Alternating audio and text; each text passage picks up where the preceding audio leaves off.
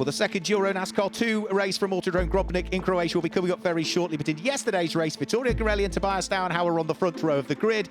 Vittorio Garelli went through to take up the lead of the race, but was always under pressure from the number 50 Hendricks Ford. Dylan Derdala looked as though he was on for a podium, but a mistake at the wheel of the number 98 Cal Racing car dropped him down into fourth position, whilst Martin Dubeck, Alessandro Brigatti and Vladimir Choices were having a great fight for positions down towards the bottom of the top six.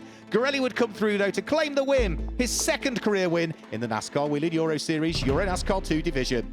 2 championships, 4 races per weekend. EuroNASCAR Pro, the championship is still led by Alan Day, and in EuroNASCAR 2, Vittorio Garelli still leads the points.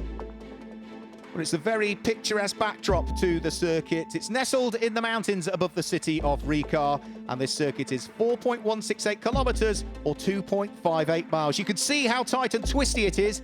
18 corners for the drivers to try and master. It's damp and it's wet out on circuits. They will be heading around the track for 14 racing laps, with the grid formed based on the fastest lap times from yesterday, which means that it's the number 18 Hendricks Ford of Vittorio Garelli that will sit on pole. Yesterday was a very good race. It was important to manage to do a very good lap. My teammate was very close, but I managed to take the pole for the race 2, which was very important. Today is a bit rainy, so yeah, it will be tricky. It will be important to keep the lead in the start, and then keep out of mistakes. Try to do a clean race, and hopefully we do what we did yesterday again. Well, let's see whether he can convert pole position to the race lead and hang on to it, because again, it's his championship rival Tobias Dauenhauer that lines up alongside him on that front row of the grid. And with Nicholas Risitano and Martin Dubeck on row number 2 and Vladimir Choices and Alessandro Brigatti on row number 3. Now it's going to be a safety car start because of the damp conditions. Buckle up, we go green for the final time in EuroNASCAR Pro this weekend. So Vittorio Garelli is not going to be under the same sort of pressure heading up towards turn 1 today as he was yesterday when it was a side-by-side green flag start in reality. So they work their way, everybody safely through the first corner in these tricky conditions. The circuit is going to dry out a little bit, but how much is the big question, because for the moment you can see the rooster tails coming up from the tail end of the cars. It's wet out there, they're all running the controlled general tyre, treaded tyre in these wet conditions and trying to seek out different racing lines to try and pick up the grip. The lead 3 have sprinted away a little bit, haven't they? Vittorio Garelli, Tobias Dauenhauer and Nicholas Risitano are a little way up the road from the 4th place car, which is the Czech driver Martin Dubeck at the wheel of the number 7 Hendricks Ford. So through the twists and the turns, they head in towards the next of the left-handers. All of the time, Vittorio Garelli trying to get away from Tobias Dauenhauer, with Nicholas Risitano at the wheel of that number 12 Solaris Motorsport Chevy not too far away. Then Martin Dubeck coming under pressure from Alessandro Brigatti. So top 5 pretty much together now, as the gaps just have closed up a little bit more over the course of this lap. In towards the braking area for turn number 15, which turns left, and then instantly you keep turning left almost to get towards turn number 16, and then the speeds start to build again through the kink at 17, and then the flat out kink at turn number 18 that brings them over the start finish line and chalks another lap into the book. So that's another 2.59 miles or 4.168 kilometres done for Vittorio Garelli.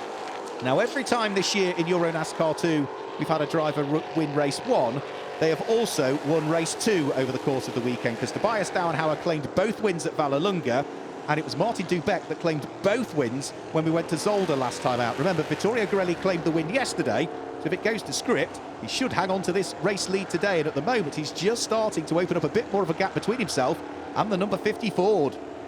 So out of turn number 13, the speeds start to build once more. Tobias Dauenhauer coming under pressure from Nicholas Risitano. We ride on board with Martin Dubeck. Look at the lack of visibility as they head in towards the brake area for turn number 15. Slows down, comes out of the spray. The windscreen finally clears a little bit. He has got a windscreen wiper that he can put on, but there'll be Rain-X on the windscreen, which helps to dissipate the water. But there's no opportunity for the number 7 Ford there of Martin Dubeck to try and steal the place. You'd also be conscious that if he tries it and it doesn't work, there's a Chevy behind him, that being Alessandro Brigatti, hugely keen to try and gain the place. Speeds build again in towards the braking area.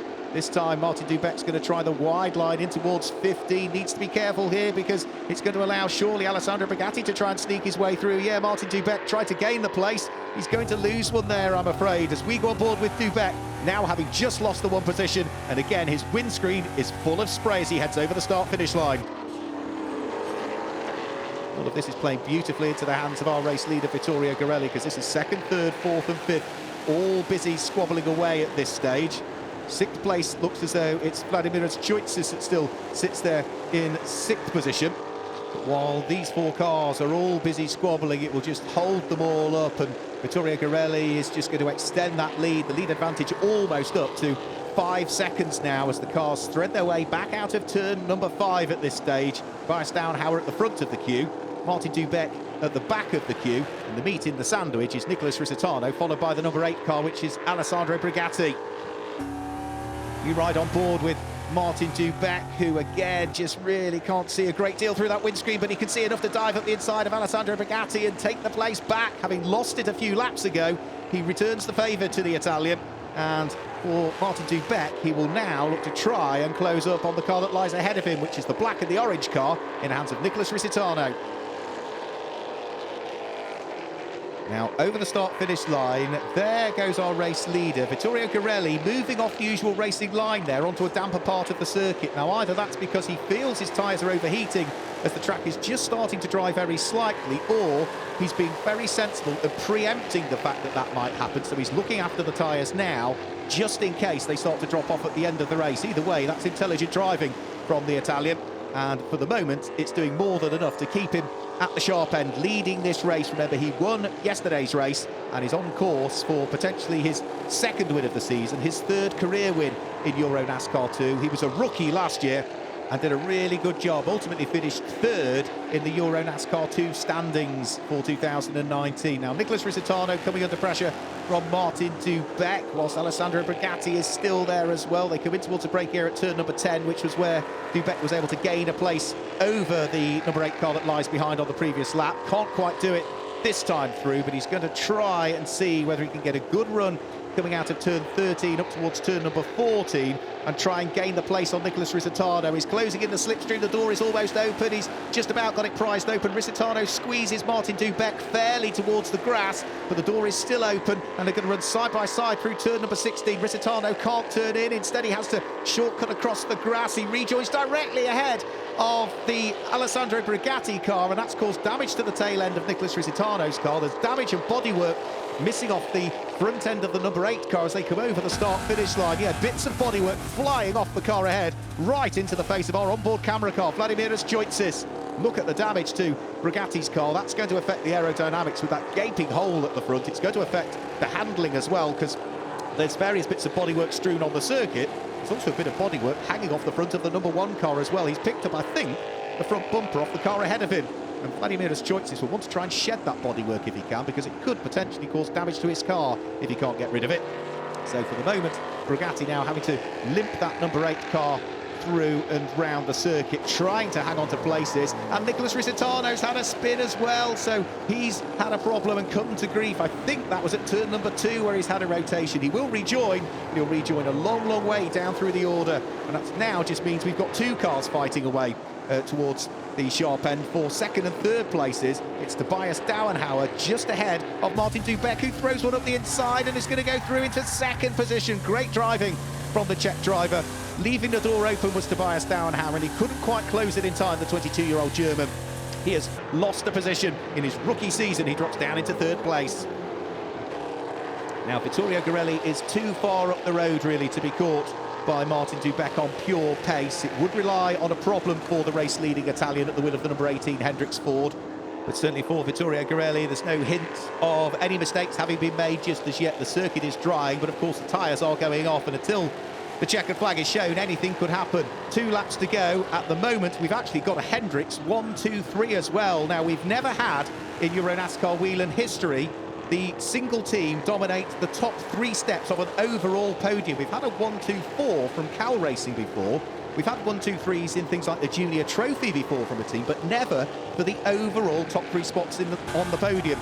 So Hendrix could be on to make a bit of NASCAR history here.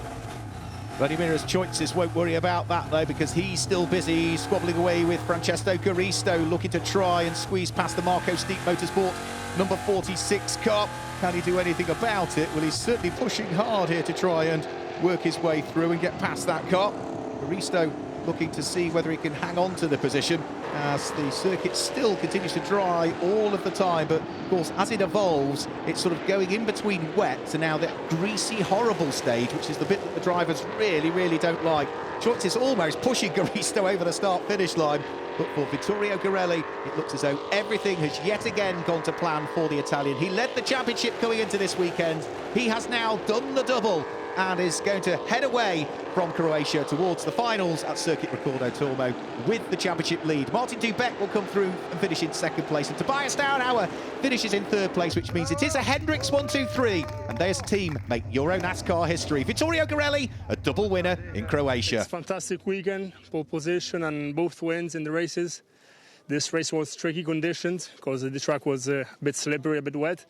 But yeah, what can I say? I mean, the car was fantastic.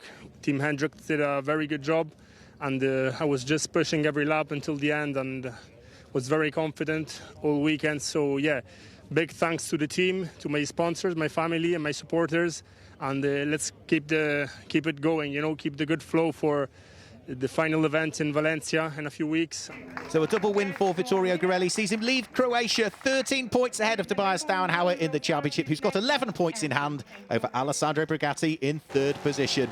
In the rookie trophy, Tobias Downhauer was first home again from Vladimiras Choitzis and Dylan Derdala. And in the legend trophy, this time it was Yevgeny Sokolovsky that claimed the win from Mirko Schultis and Frank Riedel. Julia Landauer claimed the lady trophy once more.